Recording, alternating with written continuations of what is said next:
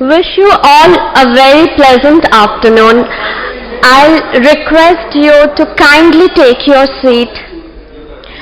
RIS takes immense pleasure in welcoming all the eminent dignitaries at the 7th South Asia Economic Summit towards South Asia Economic Union. Going very briefly to the launching of South Asia Economic Summit, it was launched in 2008 as an attempt to bring together South Asia's premier think tank to discuss cross-cutting issues of South Asian economies and regional cooperation.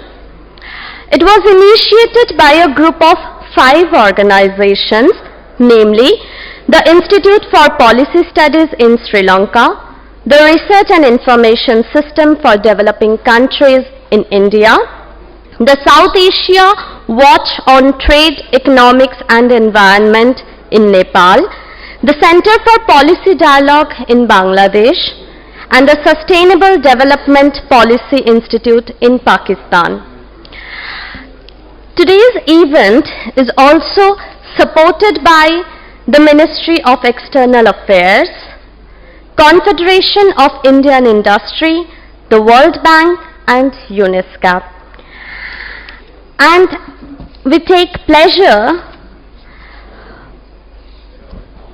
to say we are highly honored to have such eminent dignitaries from across SAARC countries to grace this occasion with their presence, namely Honorable Muhammad Mustafa Mastoor, Deputy Minister for Finance, Afghanistan, Honorable Gohar Rizvi, Advisor for International Affairs to the Prime Minister of Bangladesh, Honorable Linpo Namgyal Dorji, Finance Minister, Bhutan, Honorable Ram Sharan Mahat, Finance Minister, Nepal, Honorable Sharat Amunugama, International Monetary Cooperation Minister, Sri Lanka.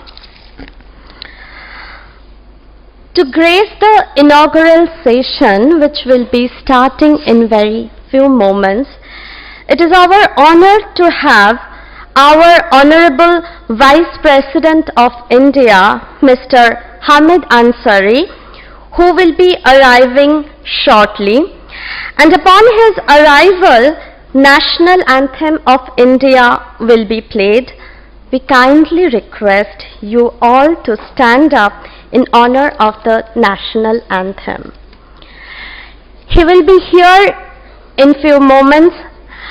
So we take that opportunity to just give a very brief flashback of the themes that has been covered in the last 6 summits. So in the first South Asia Economic Summit, which was held in Colombo, the theme was Economic Integration in South Asia, SAFTA and Beyond. The second summit was held here in New Delhi, and the context was South Asia in the context of global financial meltdown, the need of that hour. The third summit, which was held in Kathmandu, the theme was Regional Economic Integration, Climate Change and Food Security, Agenda for the Decade 2011 to 2020.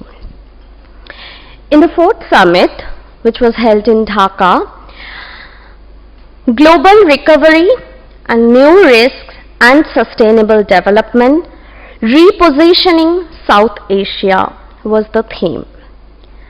The fifth summit held in Islamabad, the theme was Making Growth Inclusive and Sustainable in South Asia.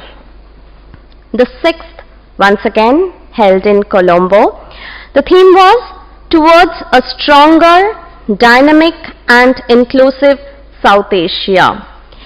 Now, the 7th South Asia Economic Summit the theme being towards South Asia Economic Union.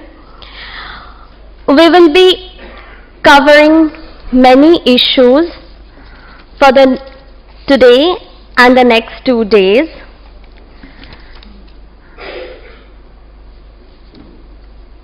So we are just waiting eagerly for our Honorable Vice President to come.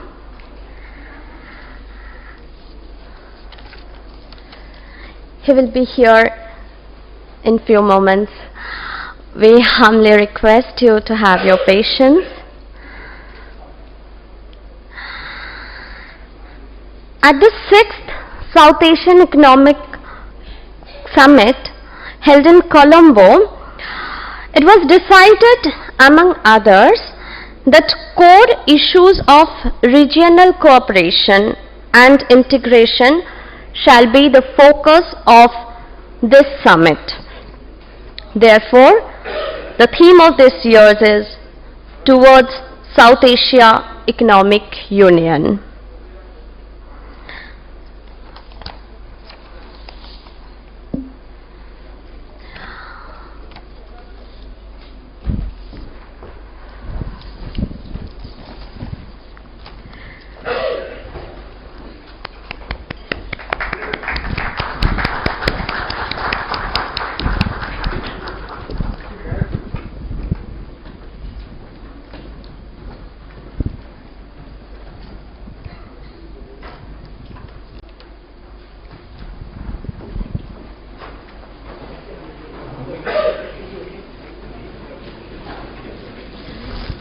We request Chairman of RIS, Ambassador Shyam Saran, to present this bouquet of flowers to our Vice President.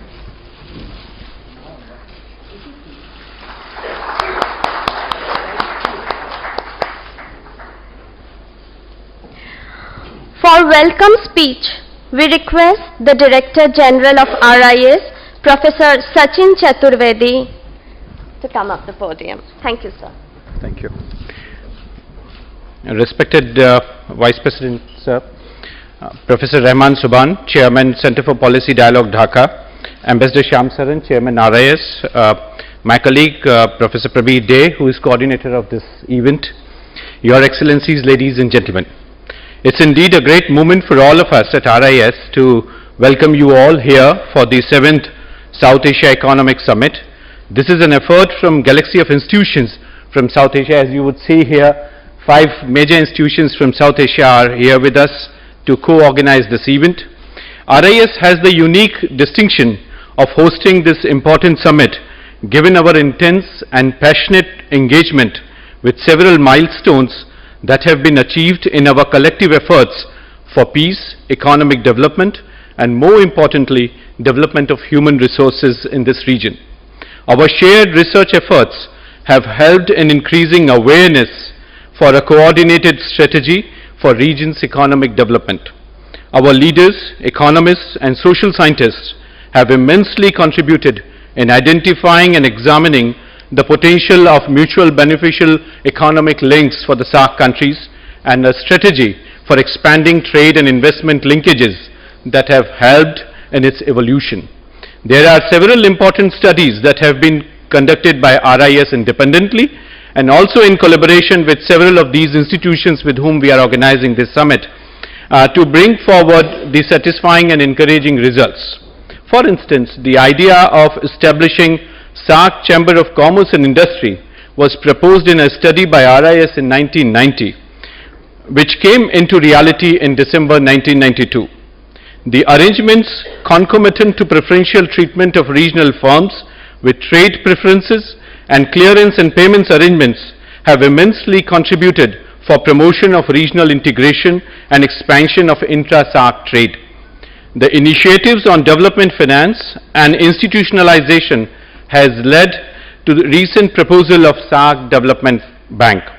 Partnership of RIS with the Institute of Policy Studies, Colombo, is the finest example of our academic institutions working for collective excellence.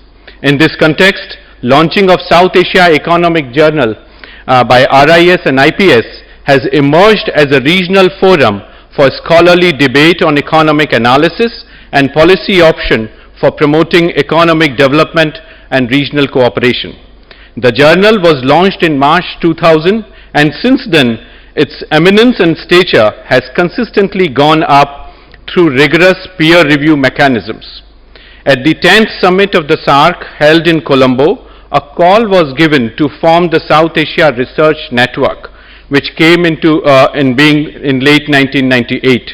This research network called for several major initiatives. One was the launch of this journal, but the second one, I think very important for the region, was to initiate a dialogue on services sector, a sector which has contributed to the new economic dynamism that we see in this region. SAARC heads of state at their 13th summit held in Dhaka in November 2005 called for a study to examine the extension of SAFTA to trade in services. The 14th summit called for finalization of an agreement in the services sector.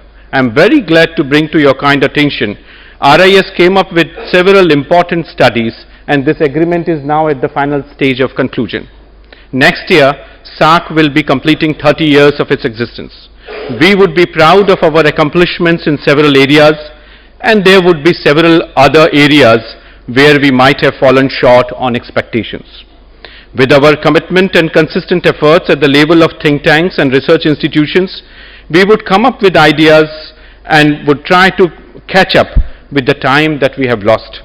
Presently, the challenges before the SAARC member countries are to identify ways and means of achieving regional integration on a fast-track basis with full implementation of SAFTA.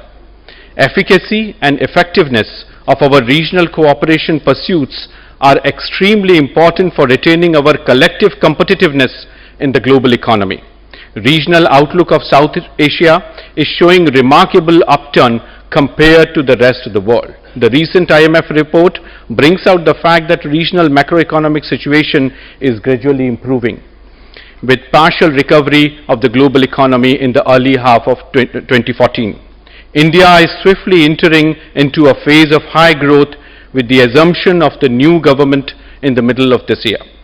These developments enhance our expectations from the region. It's very likely that the GDP in PPP terms is likely to go up in near future.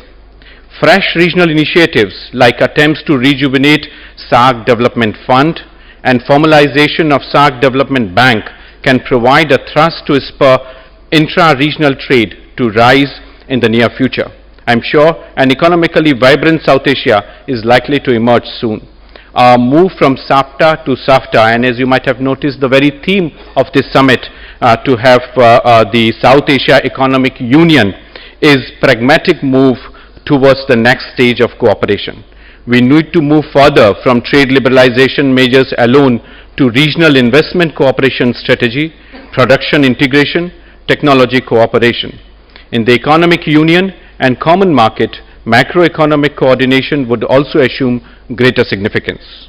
As you would notice, the agenda that is there in your kits, the 7th South Asia Economic Summit attempts to address some of these ambitious issues that are there on the agenda. A galaxy of experts and key policy leaders are here with us. It is my great pleasure to welcome the honorable ministers from South Asian region, the members of parliament, heads of the missions who are here with us, policy researchers, and you all who have spared valuable time for this important meeting. The webcasting of this event already has several hits in last half an hour. I welcome all of you who are hooked up with us at this point. We are eagerly looking forward to Vice President's speech, which would set the tone for the summit. I again warmly welcome our dear Vice President to this galaxy of South Asia. Thank you. Thank you, Professor Chturvedi, for a wonderful welcome speech. Now we request Ambassador Shyam Saran to come up to the podium to address the eminent dignitaries.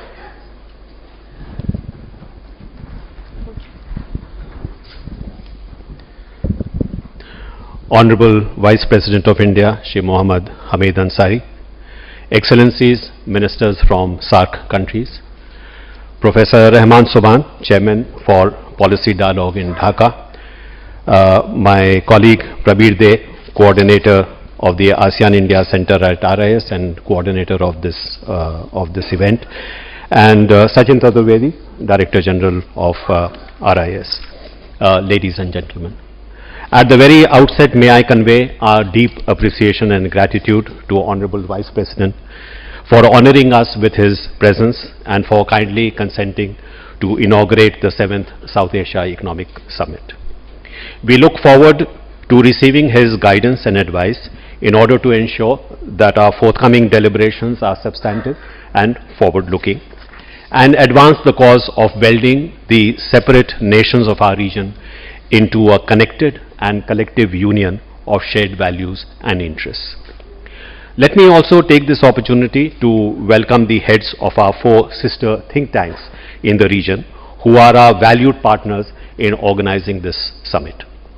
Our partners are the Institute for Policy Studies in Sri Lanka, the South Asia Watch on Trade, Economics and Environment in Nepal, the Center for Policy Dialogue in Bangladesh, and the Sustainable Development Policy Institute in Pakistan. We wish to thank them for making this event possible. The summit takes place at an important juncture. The 18th SAARC Summit in Kathmandu is virtually round the corner, being convened on November 26th and 27th this year. Our 8 countries will be meeting as a community of vibrant democracies, sharing political values and deeply committed to the welfare of our people. There is a new government in Delhi with a declared intent to put India's relations with its neighbors as an overriding priority in its external relations. It has demonstrated an energetic pursuit of this objective, and there is no doubt that the cause of regional cooperation in South Asia will acquire momentum as we go forward. The 7th South Asia Economic Summit is therefore an unique opportunity to deliberate upon the factors which have held us back from pursuing cooperative solutions to our shared challenges, even when the logic of such cooperation has been compelling. The theme of this conference is South Asia Economic Union, and it is a laudable objective for us to pursue. However, we must acknowledge that we remain quite some distance from this destination, and the journey appears difficult and full of obstacles. It is an objective which must nevertheless remain as the guiding star for our efforts, and we look forward to the wisdom and creativity of the political leaders, academics, business representatives and media persons who are gathered here for the summit to sketch out a roadmap for our journey ahead. During its 29-year existence, SAARC has achieved several milestones of which we can be justifiably proud. The region has in place a South Asia Free Trade Agreement covering both goods and services. A SAARC Development Fund for financing regional and sub-regional programs and projects has been operationalized, and its headquarters is in Thimphu. The leaders of South Asia have recognized the critical importance of promoting overall connectivity amongst our countries by declaring the current decade of 2010 to 2020 as a decade of inter-regional connectivity in SAARC. Some initial progress has been made in creating an energy grid in South Asia, and there is also a SAARC Climate Change Action Plan to help us collectively meet the challenge of climate change. Our South Asia University has opened its doors to students from across the region. There is a network of 11 SAARC regional centers which coordinate and promote cooperation among South Asian countries in areas such as weather forecasting, disaster management, human resource development, energy and forestry, among others. However, despite these achievements, SAARC has been unable to promote truly collaborative projects among its members. These have mostly remained at the bilateral or sub-regional level. It was at the SAARC summit held in Kathmandu in 2002 that the then Prime Minister of India, Shri Atal Bihari Vajpayee, put forward his dream for a united South Asia. And he said, and I quote, "The progression from SAPTA to a free trade area and then to a South Asian Economic Union has a self-evident economic logic," unquote. There have also been calls by leaders of South Asian countries, opinion makers and academics for the establishment of a South Asia Customs Union, and a South Asian common currency, which some have christened SASIA. It is time for us in South Asia to recognize the imperative of regional cooperation in meeting the many challenges our countries confront and which none of us can tackle with national means alone. These include the looming threat of climate change, the growing danger of cross-border terrorism, the threat of public health posed by global pandemics such as the current Ebola crisis, the scourge of AIDS and polio, and several others that confront our globalized and interconnected world today. I conclude with the earnest hope that the summit which the Honorable Vice President will inaugurate today will live up to the expectations of the 1.5 billion people of South Asia, who deserve far better than has been their lot so far. For ultimately, whatever we do must be judged by the one and only valid yardstick, and that is whether the people of our countries will overcome the scourge of poverty and hunger and are enabled to live a life of well-being and dignity. I thank you for your attention.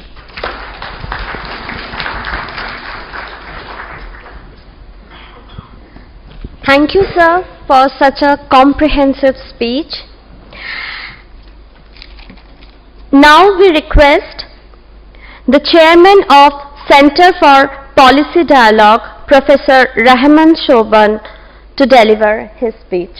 Please, sir.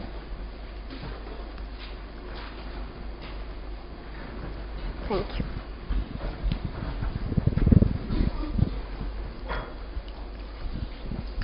Honorable Vice President, Chair of RIS, its Director General, and friends from across the regions of South Asia. Many of you have interacted in this process over many years. We have all been part of a long journey which was basically initiated through civil society initiatives preceding SARC, going back to the late 1970s, to reconstruct a fractured South Asian community which had entered the first part of the 20th century as an integrated economic entity. This has been a painful journey, and its culmination in the emergence of an intergovernmental entity, SARC, to in fact really carry this journey on has been, of course, a very positive feature. However, I think what we should keep in mind is that whilst this journey began in hope, it has, of course, moved forward in fits and starts, and in fact has certainly not kept up with the expectations of its people and in fact the rapidly changing global community around us. Many of the problems which in fact have been identified over the course of the last 3 decades remain in fact alive and well, and even though significant progress has been actually registered in the resolution of these particular problems, we have still to make any sort of substantive headway to create the integrated community that we expected.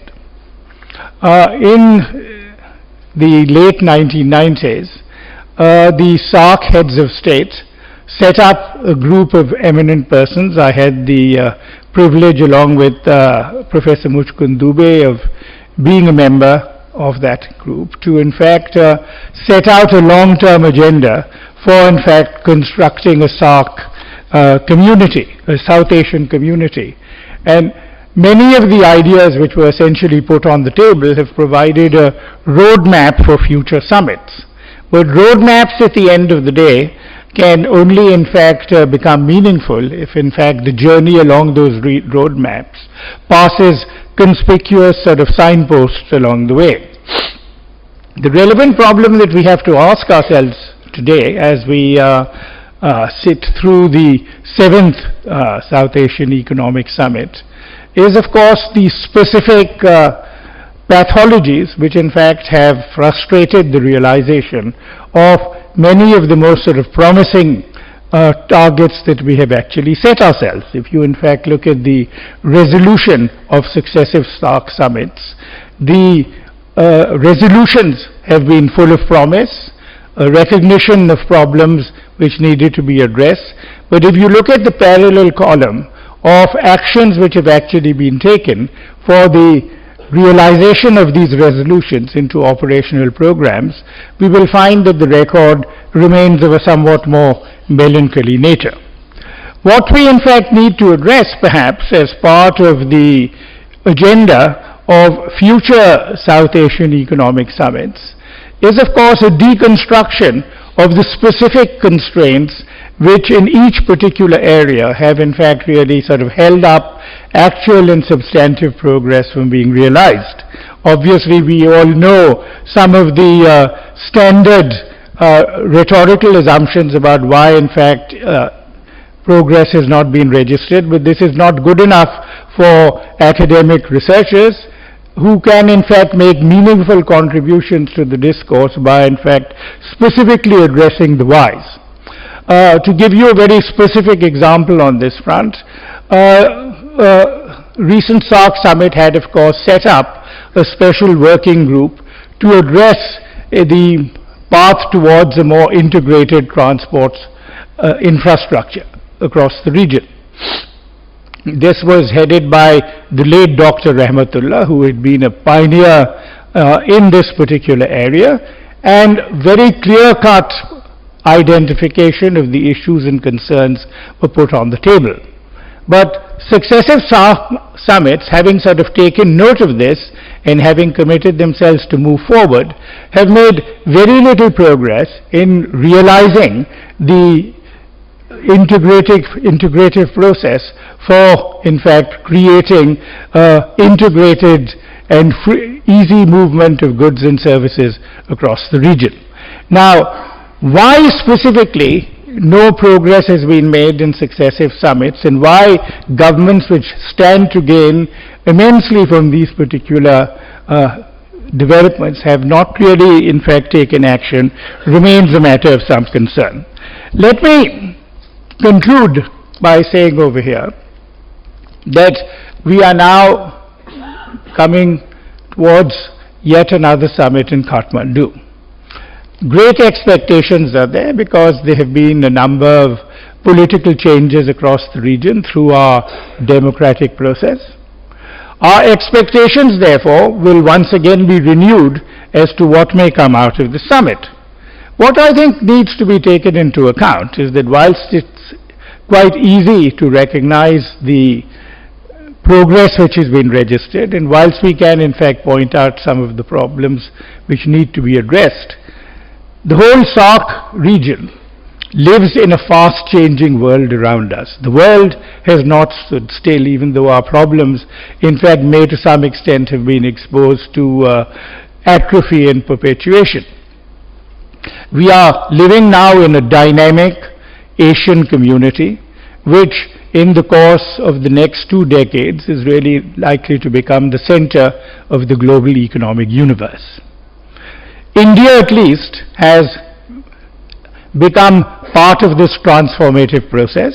In this period, under purchasing power parity terms, India is likely to emerge as the 3rd largest economy in the world. And this should in fact basically indicate that there has been a transformative process across the region, and we would expect that India's dynamism and growth would in fact become a very critical leverage in bringing about a further transformation in the member states around it. Unfortunately, this process is not so apparent. Contrast might be made with the growth and dynamism of the Chinese economy, which is in fact now emerging as the largest economy in the world and will be categorically so in the course of the next decade, which has played a critical role in leveraging growth and structural transformation across the Southeast Asian and East Asian regions, so that in fact Chinese growth in a period of global recession has ensured that its neighboring countries have also in fact sustained respectable levels of growth. Now, our hope would be that an economy of India's size would in fact provide a similar stimulant to its neighboring countries. And for this you really need a process of structural transformation, leverage through much greater access to Indian markets, leavened by opportunities for Indian capital to in fact come in and to transfer technology and capital into the region to in fact bring about such a process of transformation. This is to be the way in which we would hope that South Asia would in fact integrate itself into the wider Asian economic universe which is growing around us. The dangers that we actually face are that if these processes are really not fructified in the immediate years ahead, what we will witness is the possibility that India itself may certainly participate in this transformative process, but its smaller neighbors may in fact really be left standing at wayside stations and will in their own individual ways attempt to in fact reconnect with the Asian region, largely through the medium of access to Chinese investment and other Southeast Asian resources flowing into the region. This will be an exceedingly unsatisfactory way, and it will not permit us to in fact exercise the leverage and bargaining power which the population and history of South Asia demands that it exercises when it participates in the new Asia ahead of us.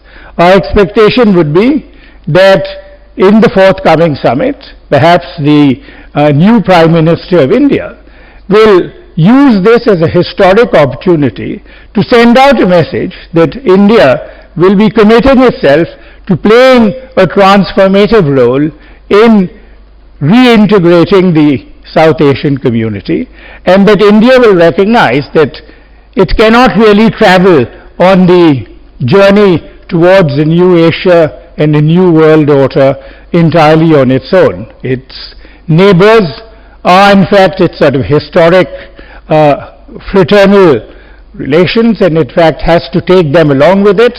And such a South Asia, where in fact we collectively participate in this process, will create a whole new set of opportunities for its marginalized 50% of the population, who remain in many ways our greatest and most unrealized assets.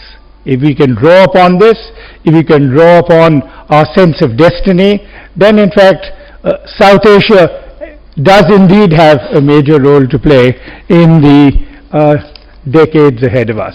I thank the RIS for in fact taking this initiative, and in fact it has done an excellent job, and thank you, Mr. Vice President. We have shared this platform with you for many occasions, and know in fact that you are a genuine and committed person to the concept of a South Asian community. Thank you.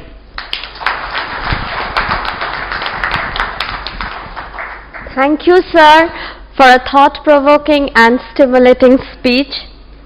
Now, it is our pleasure to have the Honorable Vice President of India, Mr. Hamid Ansari, whom we request for the inaugural address.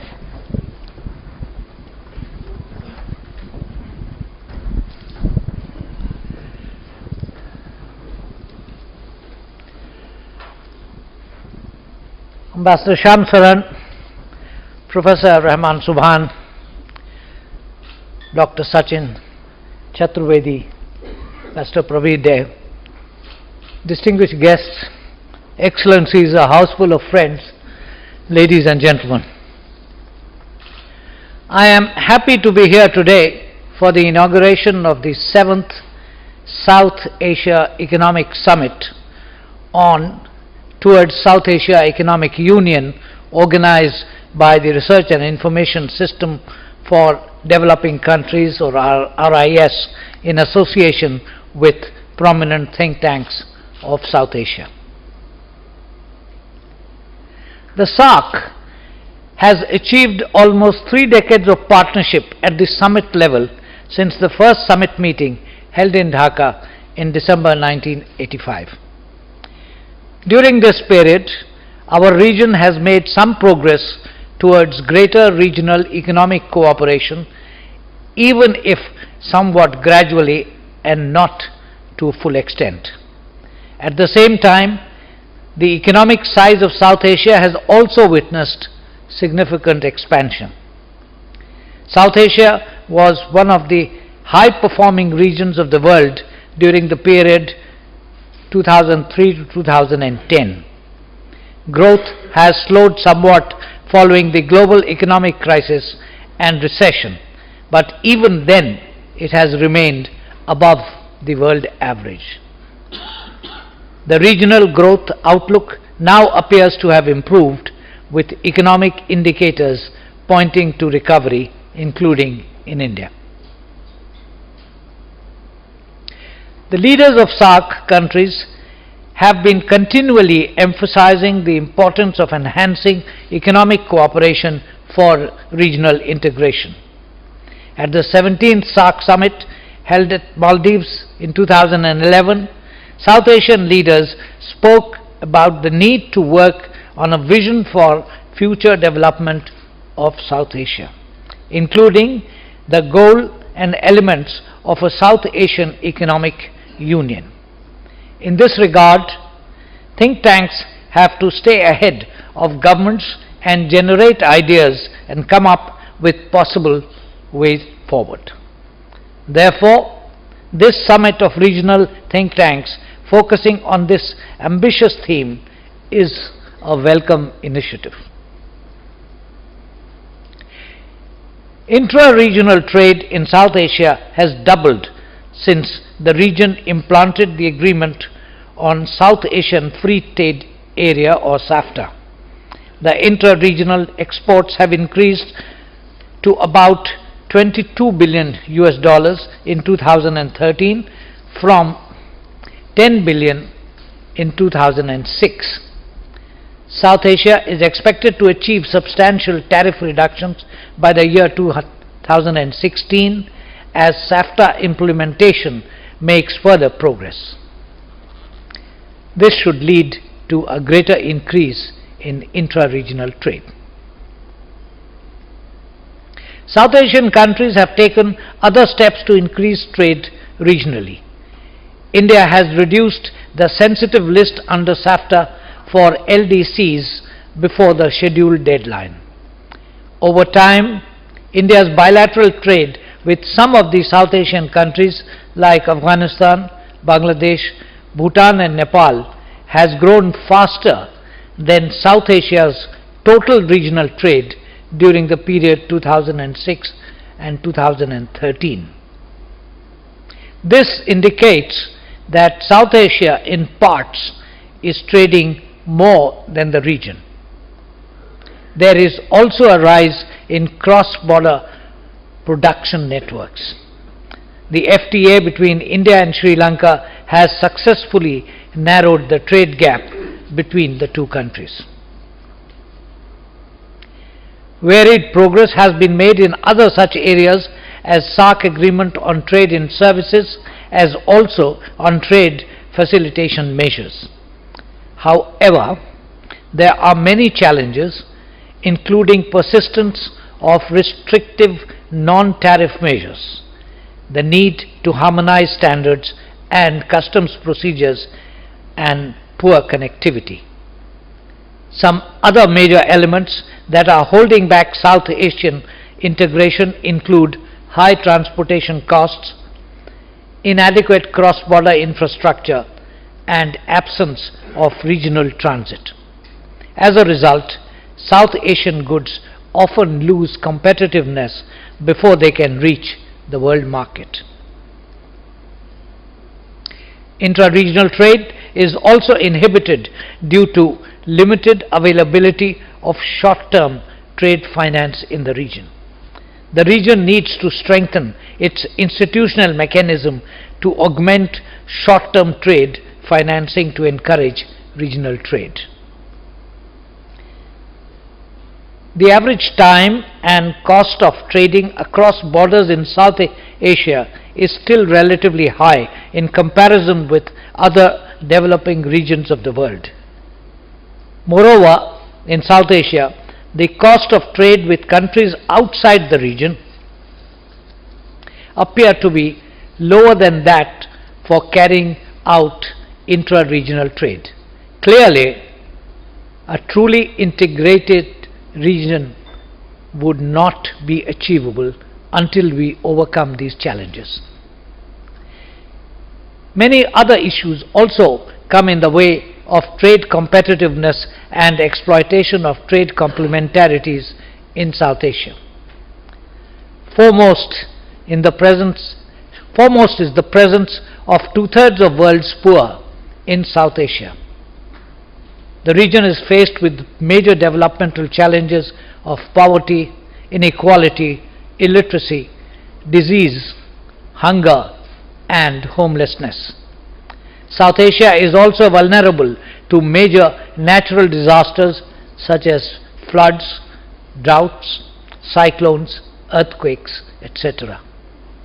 An inclusive and stronger regional integration would greatly help in overcoming some of these common challenges. The overall objective of South Asian Economic Union is to ensure the transformation of South Asia into a peaceful, stable, and prosperous region. SAARC countries must consider the mutual benefits that could be derived from greater economic integration and thereby contribute to the furtherance of their common developmental agenda. They should therefore collectively address the challenges that confront them in the process of regional integration.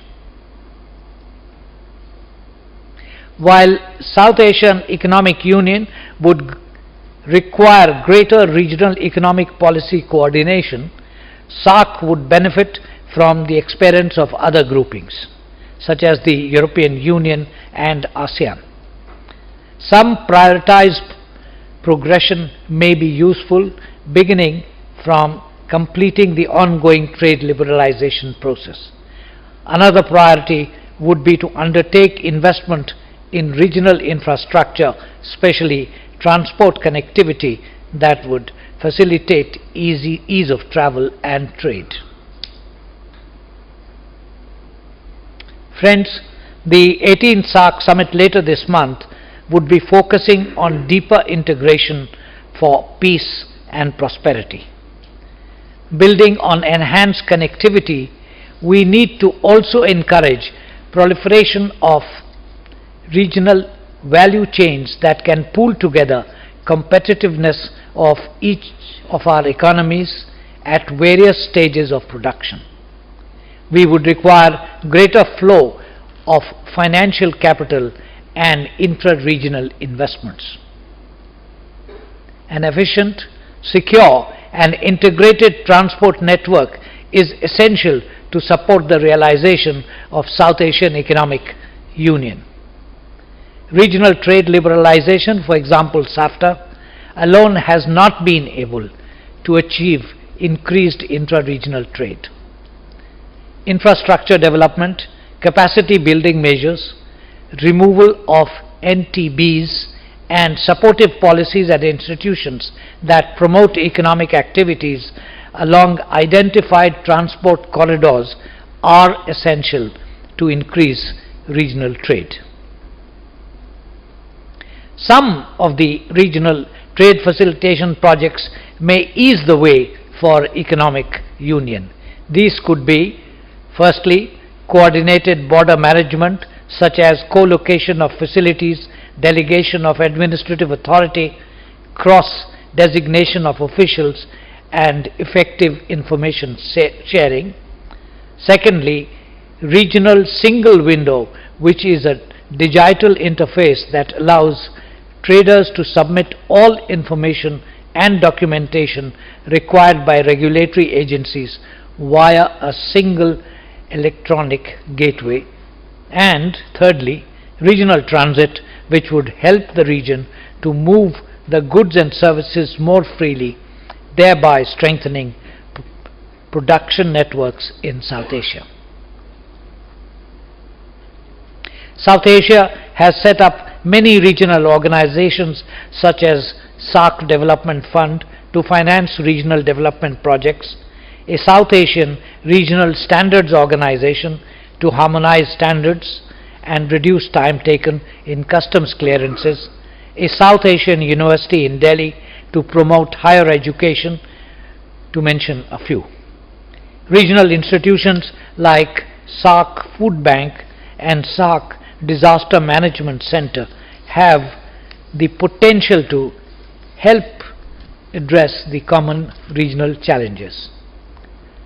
Proposed institutions such as SAARC Satellite or SAARC Corridor or SAARC Development Bank deserve more attention as we contemplate moving towards an economic union.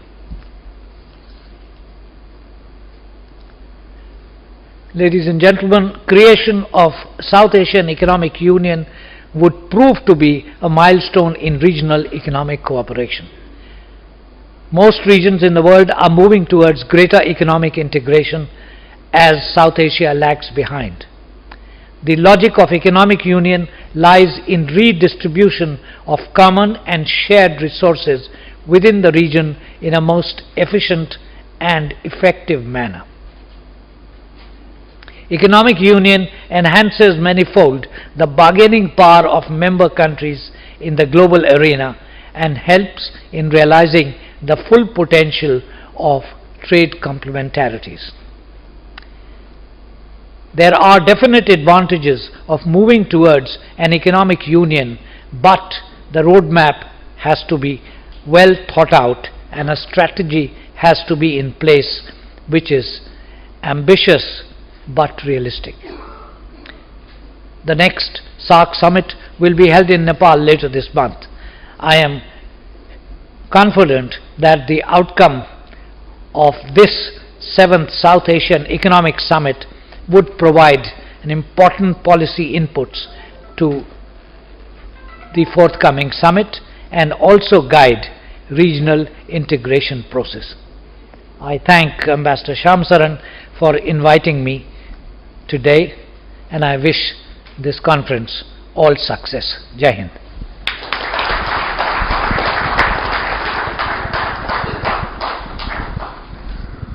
We thank our Honorable Vice President for his time and such a wonderful speech.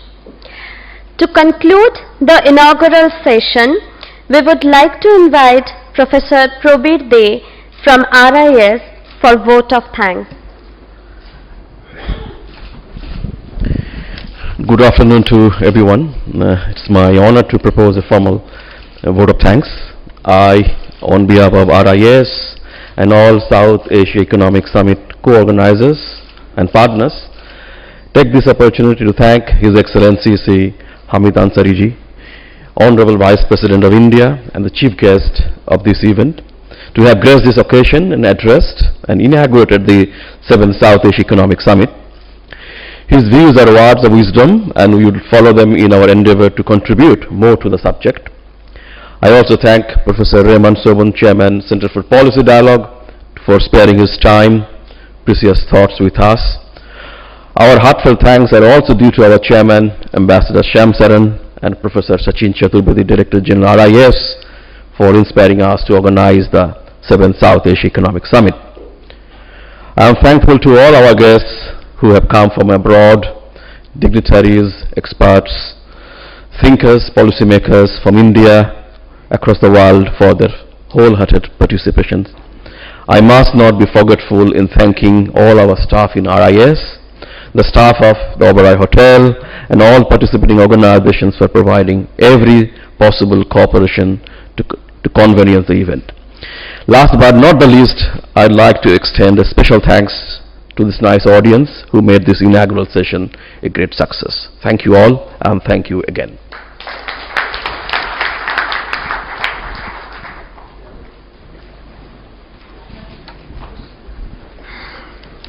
While concluding this session, we want the national anthem to be played once again. मन अधिनायक जय हे भारत भाग्य विधाता, पंजाब सिंधु गुजरात मराठा द्राविड़ उत्कल गंगा, विंध्य हिमाचल यमुना गंगा उच्छल जलधि तरंगा, तब शुभ नामे जागे, तब शुभ आशीष मांगे, गाहे तब जय गाथा, जन गण मंगल दायक जय हे भारत भाग्य विधाता, जय हे जय हे जय हे जय जय जय जय हे।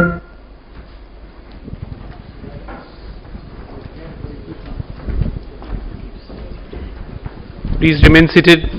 Vice President would move now.